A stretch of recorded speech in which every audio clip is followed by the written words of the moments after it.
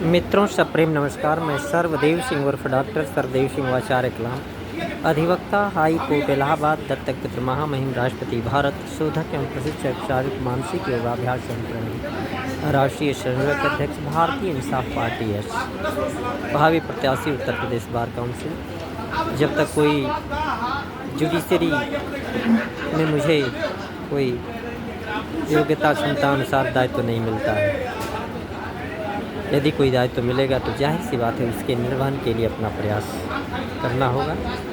मित्रों, मैं सामान्य दिनचर्या में विभिन्न धर्म जाति के संप्रदायों से लेकर के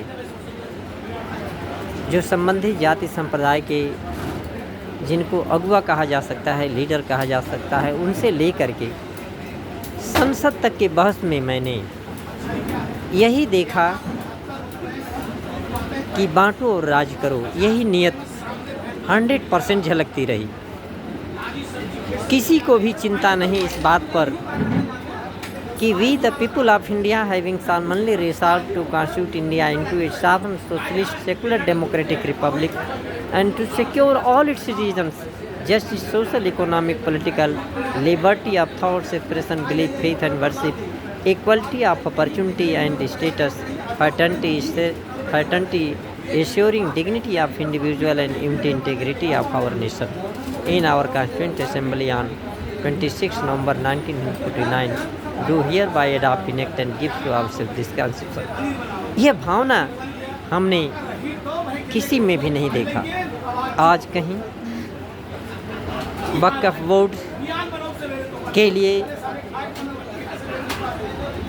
मुस्लिम भाइयों के द्वारा आंदोलन, तो दूसरे तरफ कहीं बोध गया कि मुक्ति आंदोलन हमारे बौद्ध अनुयायियों के द्वारा, तो कहीं हिंदू संगठनों के द्वारा तमाम ऐसे को प्रयास हमारे देश के नागरिकों के बीच कुत्सित मानसिकता की भावनाओं को उधेड़ करके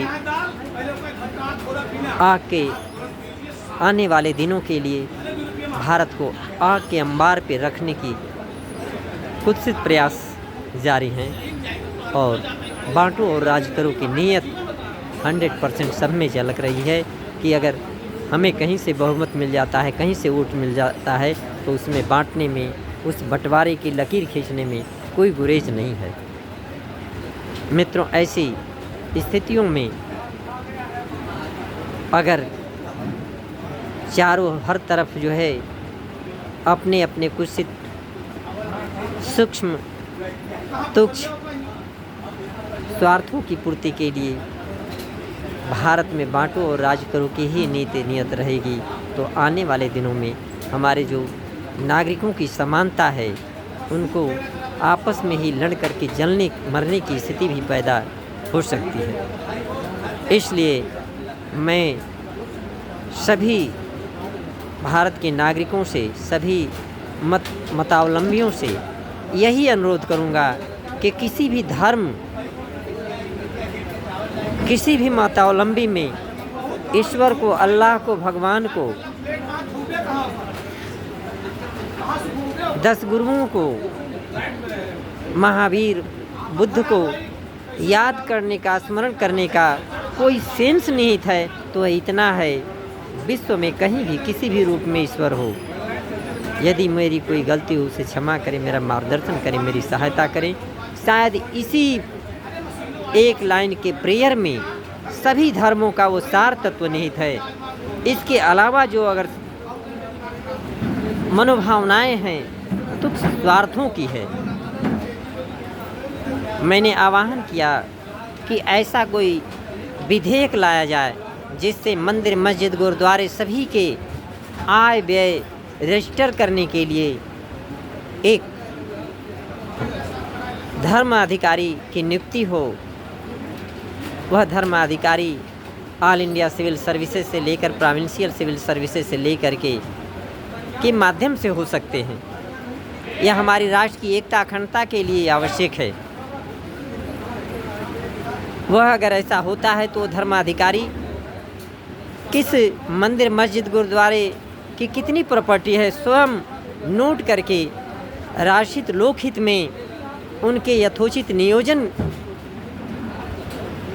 का भी आय व्यय रखेगा और उसके मिसयूज़ होने की संभावनाएं 100% रुकेगी, जो कि राष्ट्र की एकता अखंडता के लिए परम आवश्यक है। लेकिन इस पे संसद में इस तरह के बिल लाने की कोई ज़रूरत ही नहीं कोई समझ रहा है। संसद में मैंने चाहे जिस भी नेता का मैंने भाषण सुना, जिस भी नेता का वह बांटो और राज करो, वोट के लिहाज से सब कुछ हो रहा है। तो ऐसी भावना का मैं कटु शब्दों में निंदा करता हूँ और राष्ट्र के सभी निष्पक्ष नागरिकों से मांग करता हूँ कि इस मांग का समर्थन करें कि राष्ट्र में जितने भी मंदिर मस्जिद गुरुद्वारे हैं, चाहे किसी भी धर्म के हों, सभी के आय व्यय को रजिस्टर करने के लिए वो सभी मतावलंबी उस मंदिर मस्जिद के पैसे को खर्च करने के लिए स्वतंत्र होंगे, जो कि मंदिर मस्जिद के उद्देश्यों के अनुसार होंगे।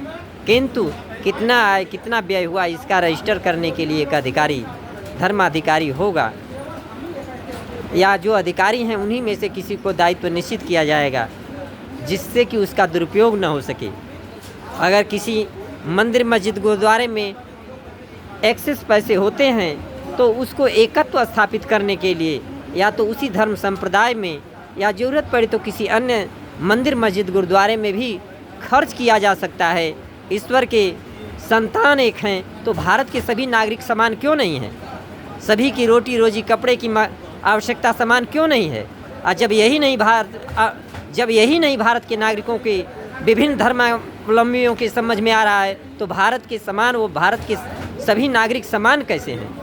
अगर भारत के सभी नागरिक समान हैं तो इस बात को समझना होगा कि भारत में रहने वाला, चाहे वो किसी भी मजहब को मानने वाला होगा, किसी भी धर्म को मानने वाला होगा, भारत के हर नागरिक की रोटी कपड़े मकान की आवश्यकता, शिक्षा रोजगार की आवश्यकता समान है और सबकी व्यवस्था होनी चाहिए। चाहे जिस मंदिर मस्जिद गुरुद्वारे में चाहे जितना भी दान दक्षिणा मिले, केवल उसी के उपयोग के लिए वो नहीं रहेगा।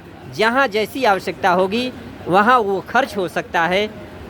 ये सभी को एक्सेप्ट करना पड़ेगा और ऐसा कोई बिल संसद में लाने की आवश्यकता है भारत के एकता अखंडता संप्रभुता को बचाने के लिए।